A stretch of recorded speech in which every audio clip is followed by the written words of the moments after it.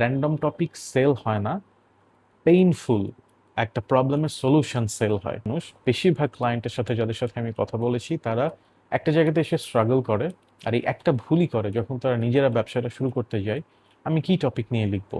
প্রশ্নটাই মূলত একটু উইক।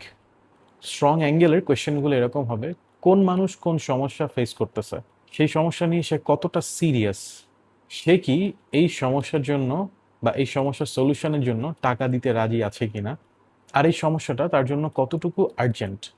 কারণ টপিক হয়তো মানুষকে এক্সাইটেড করে ফেলবে খুব অল্প সময়ের জন্য, কিন্তু খুব পেইনফুল একটা প্রবলেমের সলিউশন তাদেরকে ভেতর থেকে মুভ করবে, আর আপনাকে ওই পয়েন্টটা খুঁজে বের করতে হবে।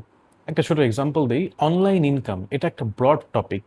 ফুল টাইম স্টুডেন্ট অবস্থায় পড়ালেখার পাশাপাশি খুব অল্প সময়ে একটা সাস্টেইনেবল ক্লোদিং বিজনেস শুরু করা, এটা কিন্তু খুব স্পেসিফিক একটা প্রবলেমের সলিউশন। সো ডিজিটাল প্রোডাক্টে মার্কেট টপিক কিনে না, মার্কেট নিজের সমস্যার একটা প্রতিচ্ছবি কিনে।